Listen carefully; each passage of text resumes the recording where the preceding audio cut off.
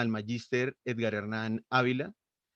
Él tiene una maestría en educación con énfasis en gestión educativa de la Universidad Libre, especialización en gerencia y proyección social de la Universidad Libre, especialización en control interno de la Universidad Militar Nueva Granada, especialización en pedagogía del entrenamiento de la Universidad Pedagógica Nacional, licenciado en Educación Física de la Universidad Pedagógica Nacional, actualmente director del Instituto de Posgrados de la Universidad Libre Facultad de Ciencias de la Educación. Con ustedes, el magíster Edgar Hernán Ávila Gil. Pedro, muchas gracias a todos nuestros invitados y acompañantes. Lastimosamente parece que la profesora Zaida no nos ha logrado conectar. Saludo especial al doctor Antonio Fraile, al doctor Pedro Nel González, a la doctora Ludalinda Rivas y a todas las personas que nos acompañan. Les damos la bienvenida a este evento que ya lleva su 10ª versión nacional y su 3ª versión internacional. Este coloquio surge como un espacio de reflexión sobre los procesos investigativos en educación en general y particularmente en educación superior.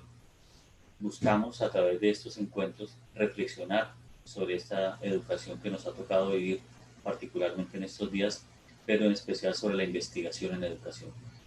Es para mí todo un honor, un placer y un gusto recibirlos a ustedes y decirles que comenzamos hoy esta 10ª versión nacional y 3ª internacional de nuestro coloquio internacional de educación, la investigación en educación superior, por la cual estoy altamente agradecidos a cada uno de ustedes al asistir a él. Muchas gracias, bienvenidos, y pues para no alargarme demasiado, vamos a dejarlos a continuación con la primera conferencia que está a cargo del doctor Antonio Fraile, como ya enseguida nos lo presentará el profesor Pedro Nel González. Sí, muchas gracias, profesor Edgar Hernán. Tenemos en este momento la conferencia inaugural, Experiencias investigadoras en evaluación formativa. El doctor Antonio Fraile Aranda es de nacionalidad española, es doctor en Ciencias de la Educación de la UNED en Madrid, tiene un diploma de posgrado en Gestión y Dirección Deportiva de la Universidad de Valladolid, es entrenador nacional de balonmano y es licenciado en Educación Física de la Universidad de Barcelona. El doctor Antonio Fraile es conferencista internacional en investigación y formación docente y ha publicado varias investigaciones y libros en el campo de la educación. Con ustedes, el doctor Antonio Fraile Aranda, con su conferencia Experiencias investigadoras en evaluación formativa. Muchas gracias, doctor, por acompañarnos el día de hoy.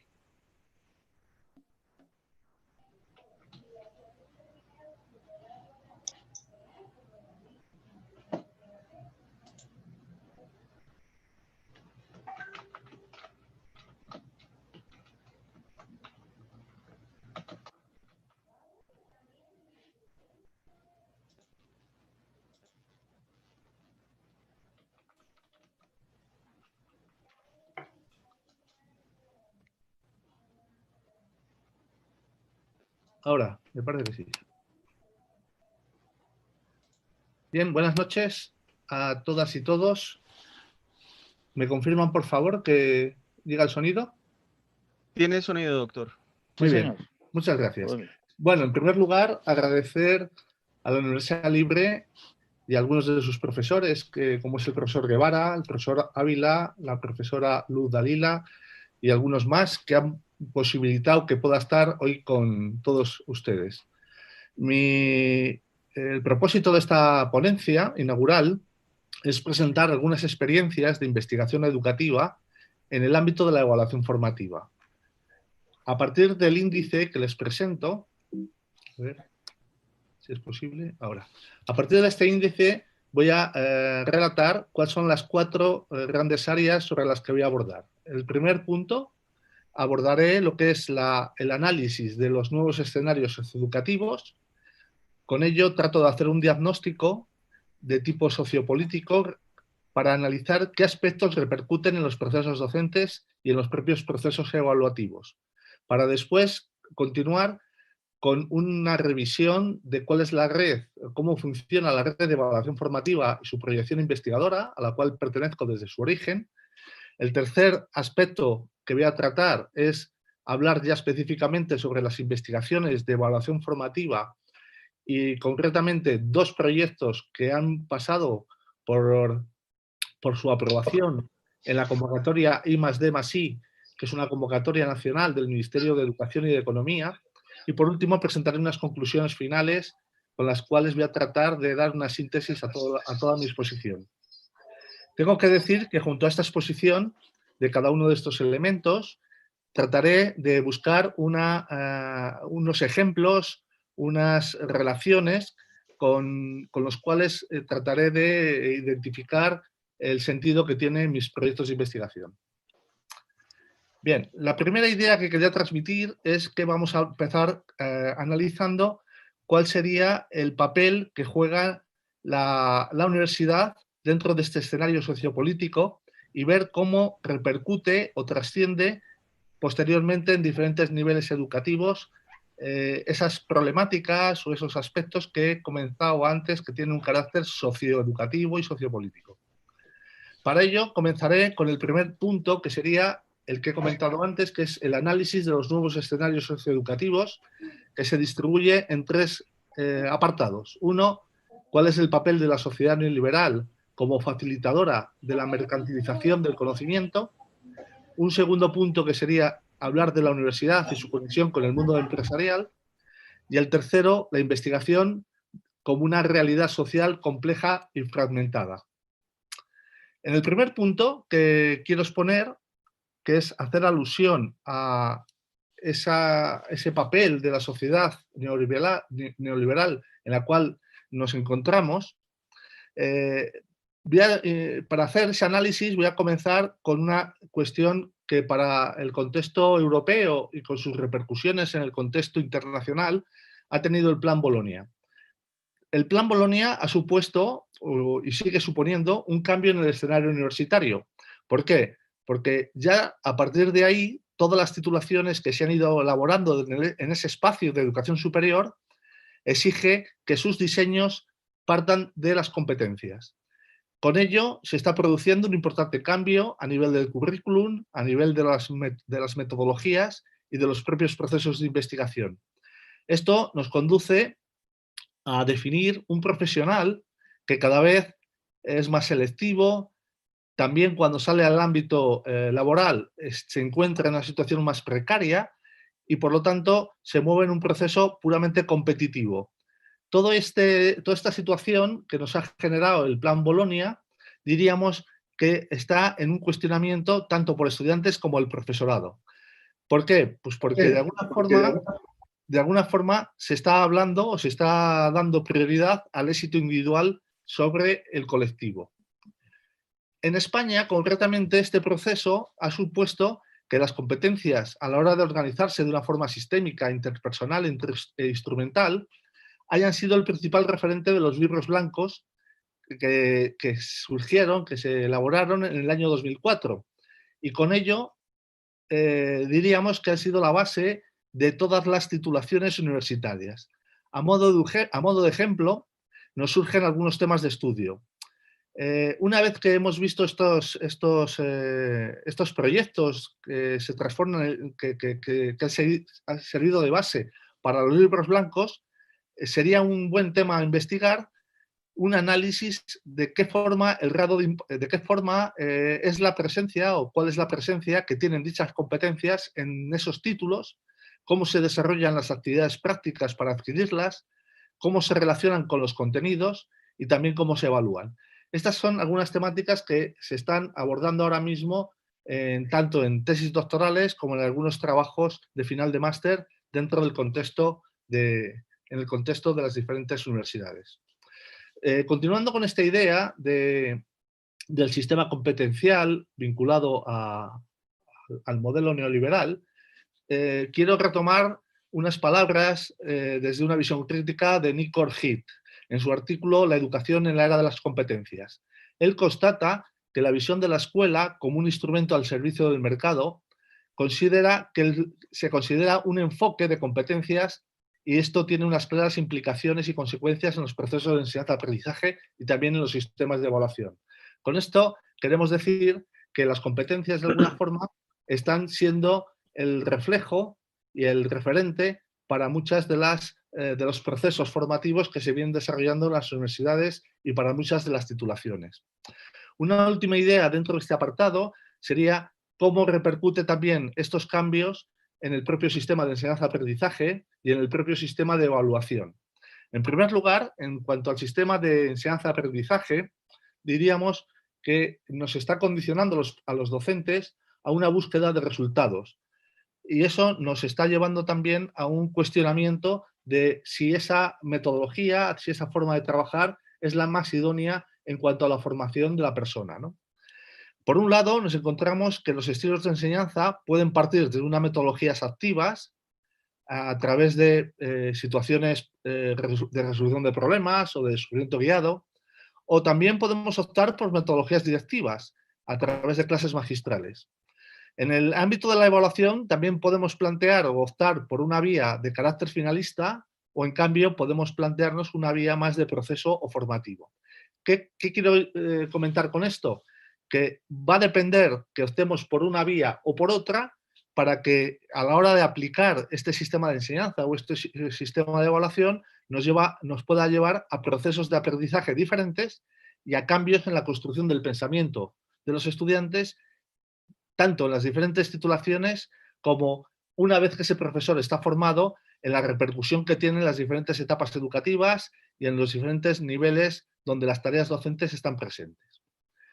Visto este primer punto, pasamos al segundo, que sería cuál sería la conexión que se produce entre la universidad y el mundo de la empresa.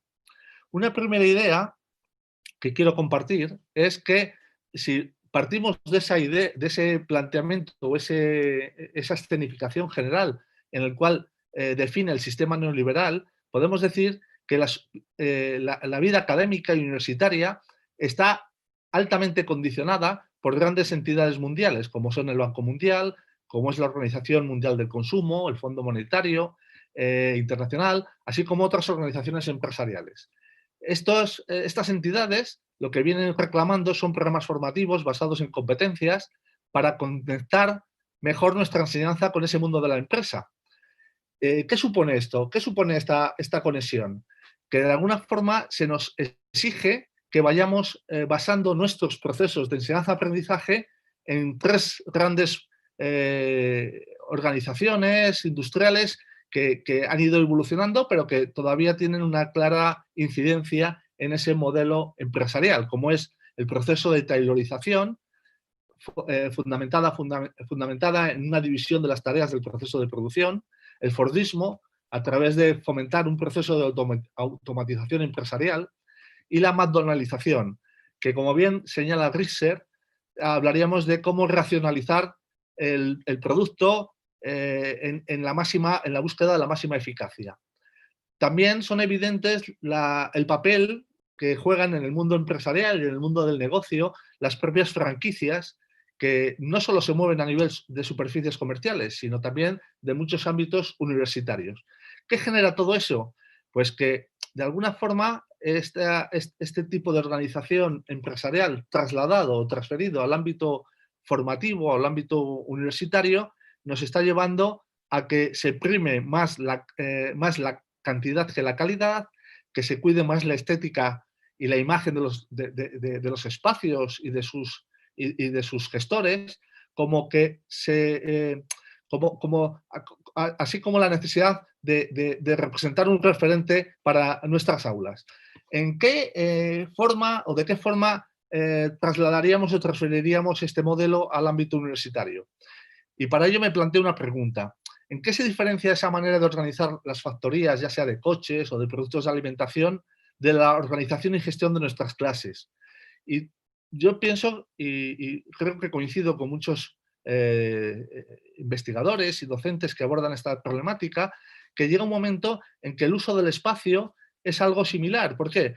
Porque igual que los trabajadores se mueven en unas cadenas de producción, al final a nuestros alumnos les terminamos organizando también en espacios que son similares, con mesas ordenadas, con unos tiempos muy limitados, con unos avisos una sirena nos avisa cuando se comienza y se finaliza la actividad, con una especialización del profesorado y, y con una fragmentación de los contenidos, ya sea organizando de forma específica y de forma especializada la docencia, o ya sea buscando una rentabilidad en los resultados de los estudiantes, ¿no? ¿O es que la venta de títulos que hacemos desde nuestras titulaciones formativas no adopta en ocasiones este modelo? Esta sería una reflexión a hacer. Y diríamos que esta reflexión nos la debemos hacer cada día, tanto los gestores, cuando a veces se planifica el volumen de carga de trabajo diario, semanal o anual de nuestro alumnado, basando en un tipo de docencia anclada en el academicismo, con una idea descontextualizada del conocimiento, o desde aprendizajes superficiales y memorísticos, ¿no? Esta situación, de alguna forma, pienso yo que, y es un poco la segunda parte cuando intervenga, hay que darle alternativas, hay que dar las soluciones para buscar un modelo de formación mucho más conectada con un planteamiento más socioeducativo, más ligado a lo que sería una universidad humanista, ¿no? El tercer punto que quiero analizar es de qué forma la docencia y la investigación de y desde una realidad social es compleja y fragmentada. La primera idea que quiero compartir en este primer punto es que la mayoría de los programas formativos deberían apoyarse en estudios científicos. ¿Por qué? Porque eso nos va a ayudar a una mejor interpretación de esa complejidad social, de esas realidades y de esas dinámicas en que nos movemos, ¿no? Y sobre todo a buscar alternativas al conocimiento rutinario. La experiencia que yo he tenido como investigador dentro de los modelos de investigación-acción nos permite de alguna forma conectar mejor la teoría con la práctica y por lo tanto a llegar a analizar mejor todos estos procesos de análisis, ¿no? Para obtener un mejor conocimiento de la realidad educativa y social, por lo tanto, deberíamos apoyarnos en modelos de investigación abiertos, no lineales, sistémicos, e incluso en estudios desde perspectivas interseccionales, con las que poder rechazar el pensamiento único, o investigaciones basadas en modelos que eviten una visión puramente conductista o de causa-efecto, que no nos ayuda o no nos facilita una mejor comprensión, una mejor interpretación de la realidad de nuestras aulas. Por lo tanto, esta alternativa a la que apostamos se basaría en diseños cualitativos, donde los estudiantes aprendan a reflexionar y a actuar con incertidumbre. Por ejemplo, nos apoyaríamos en referentes sociocríticos que, por ejemplo, en Europa son esas referencias que comentaba antes, ¿no? Como Habermas, Edgar Morin, Boaventura dos Santos, o que en Latinoamérica pues, ha sido Paulo Freire, Falsborda, o incluso en Estados Unidos, Giroux, Appel, otros autores que de alguna forma plantean la visión de la educación desde ese paradigma sociocrítico. Por lo tanto, de ahí queremos emerger o queremos plantear algunos temas de estudio. El primero podría ser cómo se desarrollan esos modelos innovadores de enseñanza, cómo es la presencia de los estilos de enseñanza y las estrategias docentes para ayudar a los estudiantes a reflexionar, a asumir una visión más crítica de la sociedad, a adquirir una visión y una mirada que cuestione lo rutinario y lo básico, ¿no?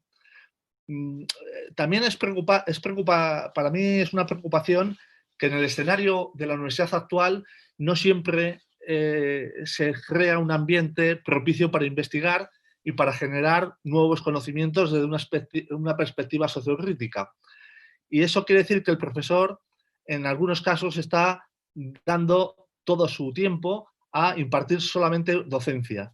Y además no hace un buen aprovechamiento de las nuevas tecnologías, aunque ahora mismo con la situación de pandemia en la que estamos a nivel mundial, seguramente todos tengamos que hacer uso de ellas, ¿no? Pero lo que es evidente es que hay una preocupación más por esa búsqueda de méritos, por esa competición por buscar revistas de impacto, y de alguna forma estamos, sin quererlo, abandonando lo que serían unas buenas prácticas, el impartir unas buenas clases, ¿no? Con todo ello, me surgen algunas interrogantes, ¿no? ¿Cuáles serían los motivos por lo que es hegemónica esa acción reproductora del conocimiento? Sobre todo en muchas ocasiones cuando está alejado de lo que se necesita y demanda por la nueva sociedad, ¿no?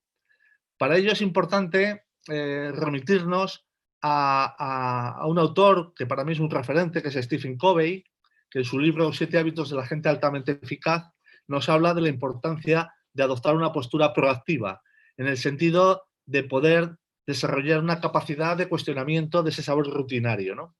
Por lo tanto, debemos saber encontrar las claves para dar prioridad a la innovación, a las buenas prácticas, a cómo valernos de los errores como fuente del conocimiento. Es decir, tener capacidad suficiente para atender a un alumnado con necesidades, asegurando sus derechos.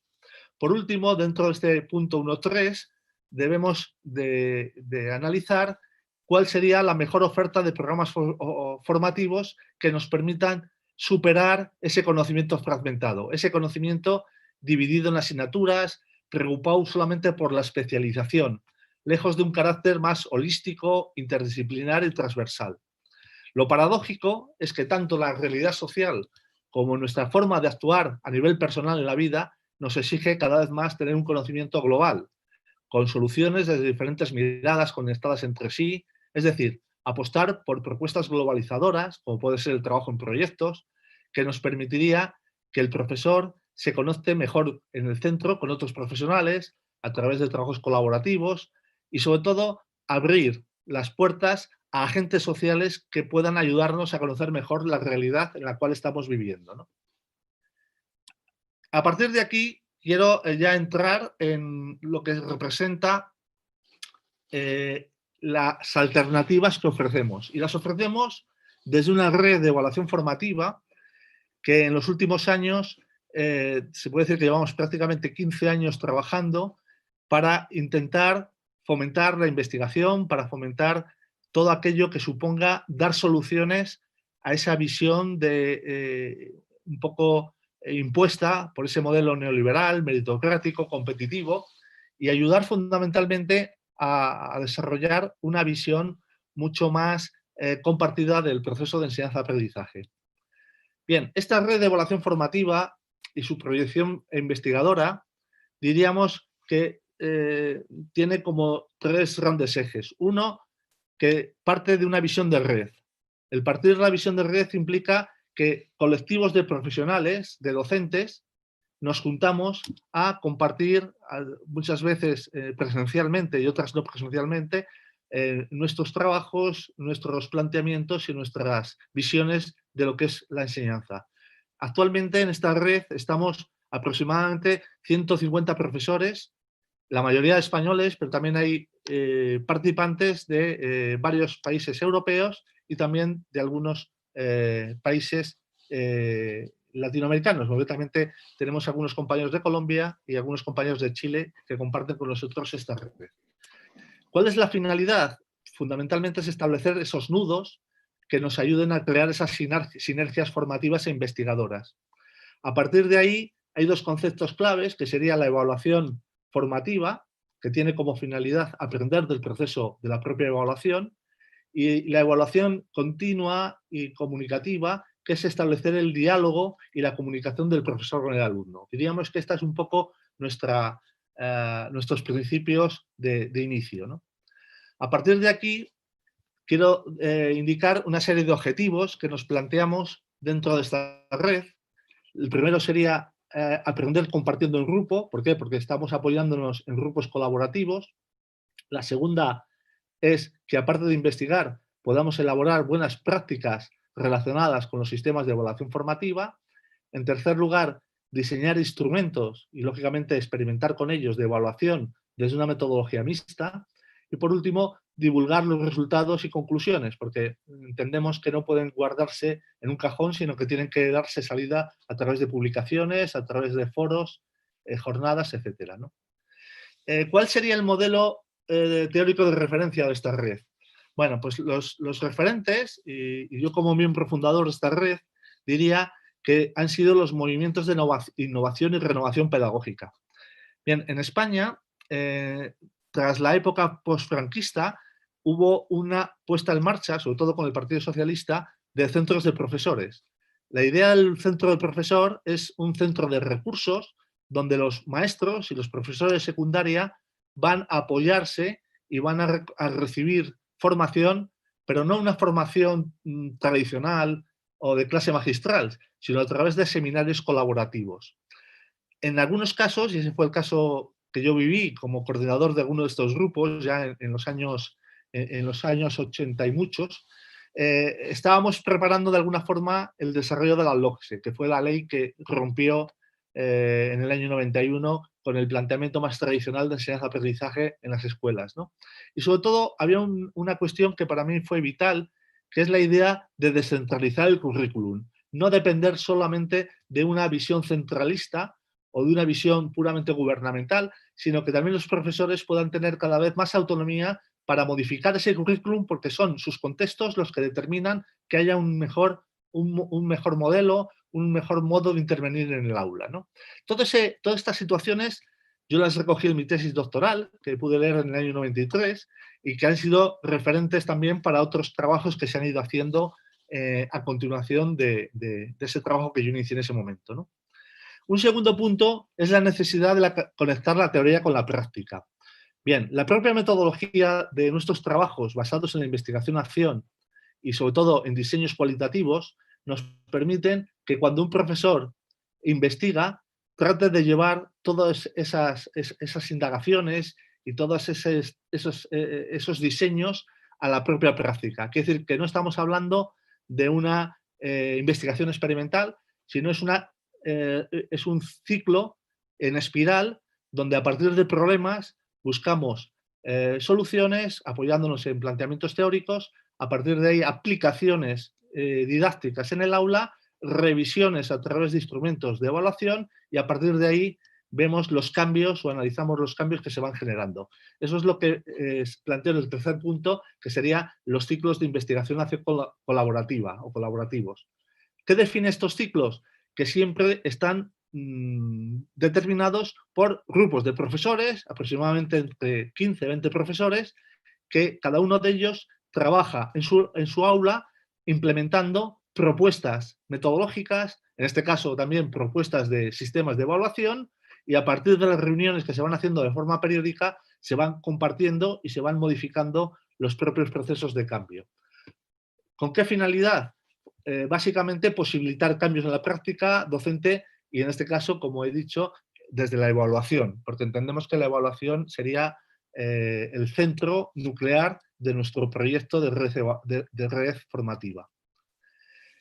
Paso ya a analizar cuáles son las actividades de investigación que considero yo que se deben fomentar desde un grupo de investigación, en este caso desde una red de investigación.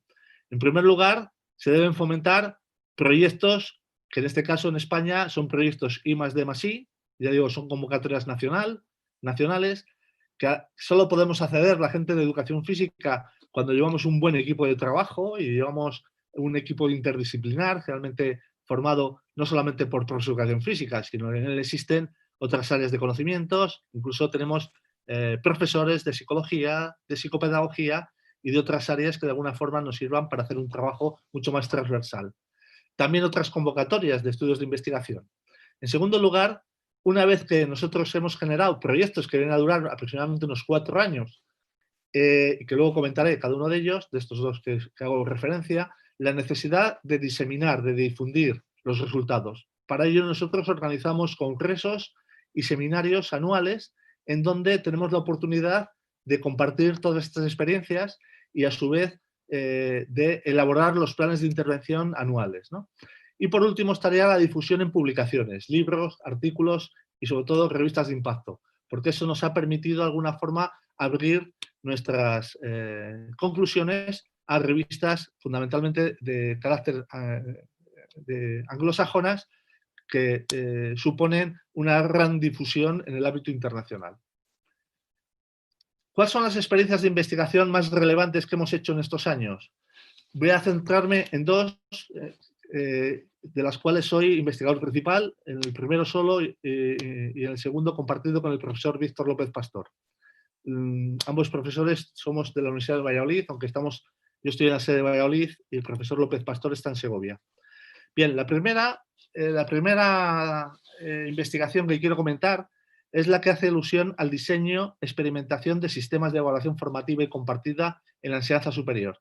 Este trabajo fue un trabajo que nos llevó desde el año 2011 al 2014, pero eso no quita que sigamos todavía generando publicaciones de esa propia investigación.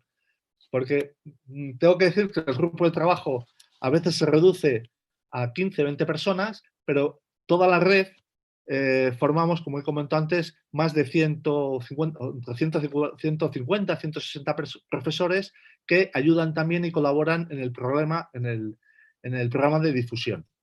Bien, ¿cuáles son los objetivos que se plantearon en esta primera investigación? El primero de ellos era conocer los sistemas de evaluación de la formación inicial del profesor de educación física. Para ello, nosotros planteamos el diseño, la aplicación y la evaluación de propuestas que se llevaban a la práctica dentro de ese proceso de investigación-acción, siempre de sistemas, instrumentos que tuvieran que ver con la evaluación formativa. Y por último, el último objetivo era difundir los resultados a nivel nacional e internacional, como he comentado antes, a través de publicaciones. En esta investigación inicial participaron 1.574 entre estudiantes y profesores y 16 universidades españolas. En estos estudiantes, que los datos que voy a presentar va dirigido fundamentalmente a los cuestionarios y al grupo de discusión, que se pasó a 1.129 estudiantes de estos 16 centros, solo se contaba con estudiantes del último curso de esta formación inicial, tanto del grado de magisterio en España, para aclarar el tema. En España hay dos grandes titulaciones, que es el grado de magisterio, que serían en las facultades de educación donde yo trabajo, que es donde se forman a los maestros que van a impartir docencia en las etapas de educación primaria, de 6 a 12 años. Y luego están las facultades de ciencias del deporte, que eran los equivalentes a los INEF, anteriormente habitualmente entendidos como INEF, que son para formar a licenciados de educación física, ahora mismo graduados, para impartir clases en secundaria. Por lo tanto, una de las cuestiones que queríamos conocer es cuál era el sistema de evaluación que se venía aplicando tanto en las facultades de educación como en las facultades de ciencia del deporte, para poder conocer no solamente los instrumentos, sino también las propias valoraciones que hacían estos estudiantes, también los profesores y también los egresados sobre este sistema de evaluación. Por lo tanto, a estudiantes se pasaron a 1.129 estudiantes, a los profesores a 217, solamente eran profesores que participaban en el grado, y por último, egresados, solamente pudimos llegar a 228 porque tuvimos un problema que la mayoría de los estudiantes que tenían su correo electrónico, que era la forma de localizarles, porque en España cuando una persona sale de su centro de formación se reparte por toda España a nivel de trabajo, a nivel laboral. Por lo tanto, nos fue muy difícil localizarles porque ese correo electrónico que nos servía de enlace con ellos, que era el institucional, el que marcaba la universidad, en el momento que empezaron a trabajar le cambiaron con uno más personal, por lo tanto nos fue prácticamente imposible localizar una muestra que hubiese sido más relevante. Pero bueno, diríamos que el conjunto sí que nos daba una información bastante fiable de lo que era la realidad de la evaluación formativa en España, ¿no? ¿Qué resultados quiero destacar por no detenerme demasiado? En primer lugar, el predominio de la evaluación finalista sobre la del proceso. ¿Qué significaba esto? Que sigue predominando, o en esos momentos todavía seguía predominando el examen finalista, que representa un poco el procedimiento evaluativo prioritario. ¿Qué supone esto? Que todavía estamos viendo cómo la mayoría de los profesores siguen utilizando el examen memorístico que nos sirve o les sirve para conocer un conocimiento más de tipo cognitivo y escasamente procedimental. No digo nada sobre los aspectos más actitudinales o que tienen que ver con otros ámbitos, en este caso de competencias de tipo transversal, ¿no? A la hora de evaluar, aparte de estos exámenes, también estaba muy valorado los informes escritos. Diríamos que el que no utilizaba el examen, porque tendían a una evaluación más de proceso, se apoyaba más en informes escritos donde los alumnos o estudiantes iban realizando recogida de información a lo largo de todo el proceso de formación y donde tenían que ir remitiendo esos informes con una serie de requisitos que debían cumplir. A partir de ahí diríamos que destacamos la importancia, y es una de las conclusiones que sacamos, de necesidad de promover la función formadora de la evaluación. ¿Cuál es la forma o consideramos desde la red que es la mejor forma o la mejor función formadora? Pues fundamentalmente utilizar un tipo de evaluación más de proceso, continuada, incluyendo procesos de coevaluación y autoevaluación. ¿Por qué? Porque eso supone que hay una mayor implicación de los alumnos y que los alumnos incluso entran en esa, diríamos que ese protagonismo a la hora de establecer los criterios, a la hora de incluso participar en procesos coevaluativos con sus propios compañeros, ¿no? Y la última cuestión que sacamos de conclusión sería la necesidad de incorporar la participación del alumnado en el proceso de evaluación formativa. ¿Qué significa esto? Que dentro de ese proceso de negociación de nuestros programas y del propio sistema de evaluación, pensábamos que era fundamental que el alumnado pudiera también dar su opinión y que no se sintiera totalmente marginado o dependiente de la propuesta exclusivista del profesor. El segundo proyecto sobre el que quiero hacer mención es el que el título lleva las competencias docentes y transversales en la formación inicial del profesorado de educación física.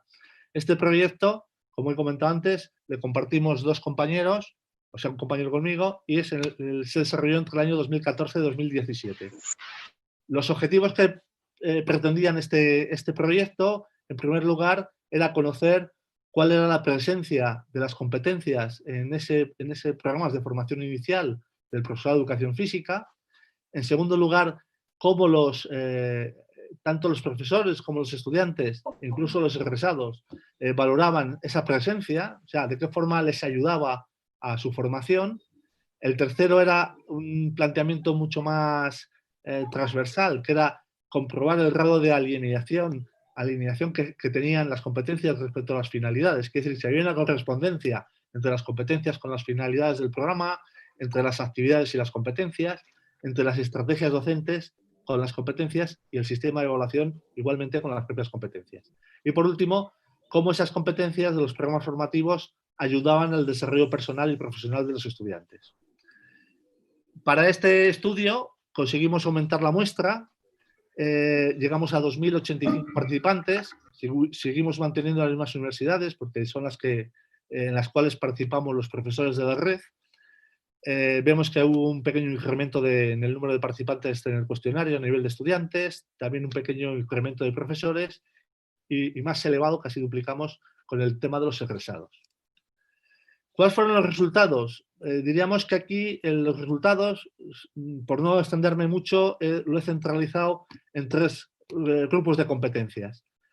Diríamos que las competencias que destacaban por encima de todas eran las competencias interpersonales.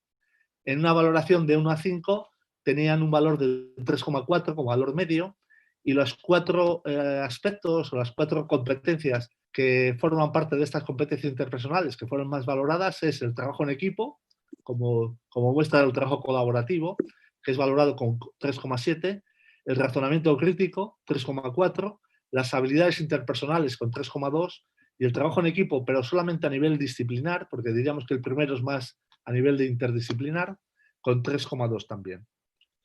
En el segundo bloque va dirigido a las competencias sistémicas, que tienen un valor medio de 2,8. La primera cuestión más valorada es la adaptación a nuevas situaciones, con 3,1, seguida por el aprendizaje autónomo, por la iniciativa y espíritu emprendedor, por la creatividad y el liderazgo. Aquí cuando hablamos del liderazgo diríamos que aparecen fusionados tanto lo que es el liderazgo de grupo como lo que sería un liderazgo más interno, ¿no? Lo que sería un autoconocimiento personal. Y por último, lo que serían las competencias instrumentales, que aparecen en tercer lugar, con un valor de 2,6, se distribuyen con la primera competencia más valorada es la comunicación oral y escrita en lenguaje materno o en lengua materna. El segundo aspecto más valorado sería la toma de decisiones. El tercero, la capacidad de organización y planificación. La tercera, la capacidad de análisis y síntesis. La siguiente, resolución de problemas. Y por último, que aparece en un último lugar y además con una valoración muy pequeña, la capacidad de gestionar información. Por lo tanto, diríamos como conclusiones finales, y con esto acabo, que todo este proyecto de formación que hemos generado desde la red de evaluación genera cambios importantes en el profesorado que estamos implicados, generando o provocando 4 grandes cambios o mejoras. En primer lugar, el compromiso por un aprendizaje continuado, porque entendemos que el profesorado que trabaja en equipo, porque el profesorado que trabaja colaborativamente adquiere un compromiso de grupo. Por lo tanto, diríamos que es la primera de las condiciones para una formación permanente de calidad, ¿no?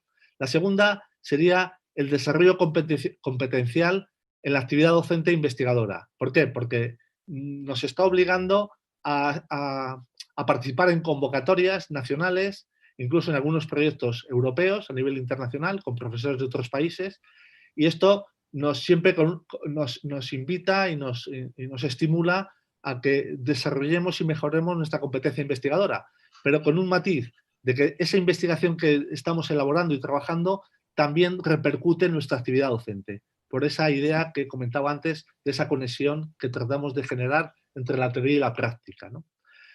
Otro aspecto importante es el propio desarrollo a nivel transversal, porque en nuestros grupos de trabajo, como también he comentado antes, no solo hay profesores de educación física, también hay profesores de ciencias experimentales, también hay profesores de psicología, de psicopedagogía. ¿Qué quiere decir esto? Que esto nos ayuda también a que nuestros trabajos no incidan solamente en una visión únicamente disciplinar, sino que incidamos sobre competencias transversales, como puede ser, y he dicho antes, el trabajo en equipo, el desarrollo de competencias a nivel intrapersonal, interpersonal, bueno, etcétera. Y por último, y pienso que es una de las claves y que permitiría mejorar el desarrollo personal, perdonad que he puesto aislamiento, es aislamiento profesional, que nos permite el trabajo en grupo. El trabajo en grupo, de alguna forma, nos tiene una finalidad hasta cierto punto terapéutica. Es el grupo donde uno va a contar sus penas y donde también se estimula con el trabajo de los demás. Por último, diríamos que esa actividad formativa, investigadora, que fomentamos desde esta idea del trabajo de red, también repercute en los alumnos, repercute en nuestros estudiantes. ¿De qué forma? Porque de alguna forma nos invita a un planteamiento más colaborativo también con ellos. Yo utilizo el aprendizaje colaborativo, utilizo la evaluación formativa, donde mis estudiantes se evalúan a través de procesos de autoevaluación y a través de procesos de coevaluación, con lo cual nos conduce a una mayor implicación, una mayor responsabilidad y compromiso y motivación por participar en clase. Con eso hay un incremento de su participación activa, sobre todo a través del aprendizaje cooperativo. Hay una implicación de ese alumno en procesos de diseño, organización de la clase y de esos procesos que he comentado antes de autoevaluación y coevaluación, porque de alguna forma entendemos que para que haya un tratamiento democrático, negociador con los alumnos, hay que darles ese protagonismo, hay que perder esas distancias que a veces el profesor tradicional marca con el alumnado, y esto es, y de alguna forma beneficia y repercute en un mejor desarrollo en el aula. También todo eso lleva a un mayor rendimiento académico. En los estudios donde hablamos de cuáles son los resultados de los alumnos, cuáles son el número de matrículas, de sobresalientes, de notables, podemos decir que en aquellos centros donde estamos desarrollando esta metodología hay un mayor nivel de rendimiento, pero viene provocado con una...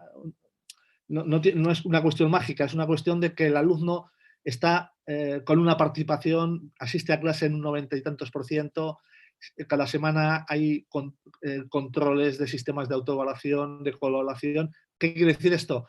Que esa implicación, ese compromiso con la asignatura hace que luego al final de curso y por ese proceso que es la evaluación formativa consigamos alumnos con mejores resultados académicos. Porque incluso cuando detectamos desde las primeras semanas algún alumno que no está llevando el proceso como esperamos, siempre hay unas tutorías, siempre hay unos apoyos, siempre hay una colaboración por parte del grupo para subsanar eso. Pero claro, todo esto implica una cuestión básica, que es que nos lleva a una mayor carga de trabajo tanto para estudiantes y profesorado. pero diríamos que bienvenido sea si eso ayuda luego a que el funcionamiento del aula sea mucho más operativo. Y ya para concluir, dar las gracias por vuestra atención. Ahí presento una publicación que la pude elaborar, la pudieron publicar los compañeros de Kinesis, donde hablo de mis procesos de investigación y de enseñar en educación física con esa intención de democratizar el aula, con esa intención de mejorar nuestra actividad docente. Y con esto nada más. Agradecido por su escucha y estoy abierto a preguntas o hasta el tiempo que tengan establecido. Le agradecemos muchísimo la presentación al doctor Antonio Fraire. Es muy enriquecedor y pertinente para el marco inaugural de este coloquio. Estamos esperando que hagan algunas preguntas. Pueden hacerlas por el canal de YouTube de la Universidad Libre, que en este momento se está transmitiendo en directo, o pueden hacerlas en el chat de este grupo por Zoom. Tenemos una pregunta de la doctora Elba Consuelo León. Dice lo siguiente: ¿cuál es su opinión sobre la prevalencia de la práctica sobre la teoría en los procesos de enseñanza y de aprendizaje? Bueno, yo entiendo que el proceso didáctico que desarrollamos los docentes, sobre todo en las facultades de educación, donde formen profesores de educación física, otro tipo de profesores, debemos de conectar esa teoría con la práctica. Entonces, depende mucho, en muchos casos, cuál es el modelo que sigamos. Si es un modelo deductivo o inductivo. Si es un modelo que nos sirve la práctica como una forma de elaborar teorías, o si partimos, si el profesor parte de la teoría para intervenir en la práctica. Diríamos que la propia metodología de enseñanza-aprendizaje, si nos apoyamos en metodologías más de carácter activo, donde de alguna forma el protagonista es el propio participante, su justificación o su prioridad siempre va a ser la práctica, porque va a ser a través de los instrumentos como la observación, ya sea observación participante como observador externa, el que nos va a permitir detectar, identificar los problemas que tenemos en el aula para luego, a partir de ahí, reconstruir nuestras teorías. Por lo tanto, vuelvo a decir que va a depender mucho de ese proceso docente, cómo le tengamos articulado para, yo diría que no se trata de que una cosa es más importante que otra. Lo ideal es que estén conectadas, pero el principio puede ser la práctica para luego llegar a la teoría, o puede ser la teoría con la práctica. En este caso, por mi experiencia y por el trabajo que he hecho dentro de la investigación-acción, diríamos que hemos dado más importancia siempre a observar la práctica para construir la teoría. Muchas gracias, doctor.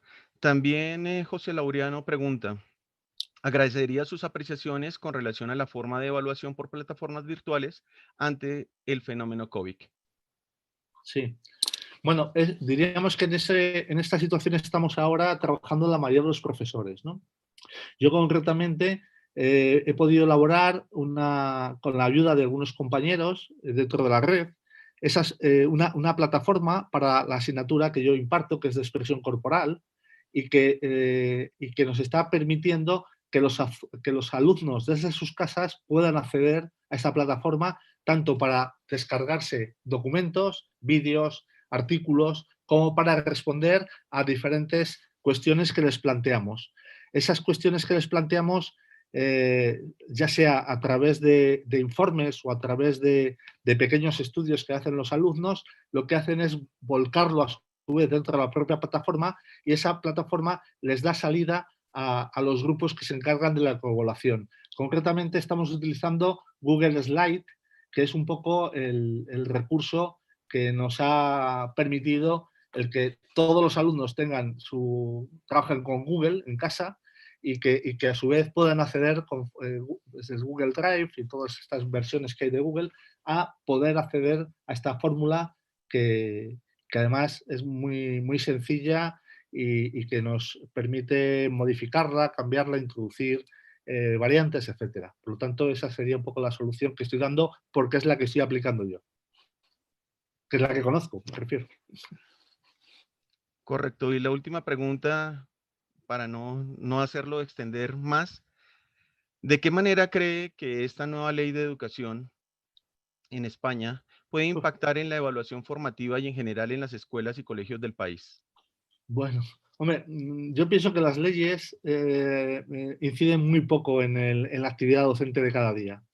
No sé si para bien o para mal, diríamos que las leyes lo que están haciendo son más que nada enfrentamientos más de tipo, casi hasta de tipo de principios fundamentales, ¿no? Que en España ahora mismo se está discutiendo sobre el bilingüismo, se está discutiendo sobre los centros de educación especial, se está discutiendo sobre las dotaciones económicas a los centros concertados. ¿Qué quiere decir con esto? Que son problemáticas son más bien macro problemáticas que no inciden en el microsistema que es el aula. Por lo tanto, diríamos que el que se pueda utilizar o no la evaluación formativa va a depender más que nada del propio profesor y sobre todo por lo que he contado o he ido explicando a lo largo de mi intervención, porque exige una formación clara en cuanto a instrumentos y también es verdad que exige una mayor dedicación.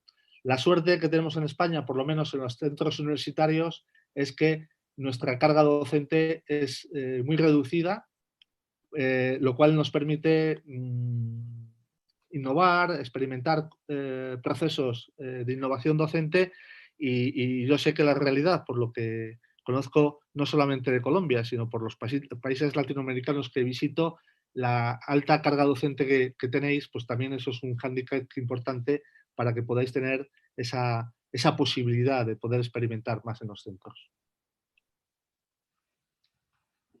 Muchísimas gracias, doctor Antonio Fraile. Le agradecemos mucho por esa muy bella y buena presentación que nos hace como siempre. Quisiéramos tener la posibilidad de establecer líneas de investigación desde la maestría en educación, desde la maestría en educación física, con nuestros estudiantes que están comenzando para poder hacer unos vínculos importantes con usted. Esperamos poder llevarlos a cabo y un abrazo muy grande por siempre la colaboración que nos brinda. Muchas gracias, doctor. El agradecimiento es mío de que hayáis contado conmigo para esta sesión inaugural y ya sabéis, encantado de colaborar con vosotros.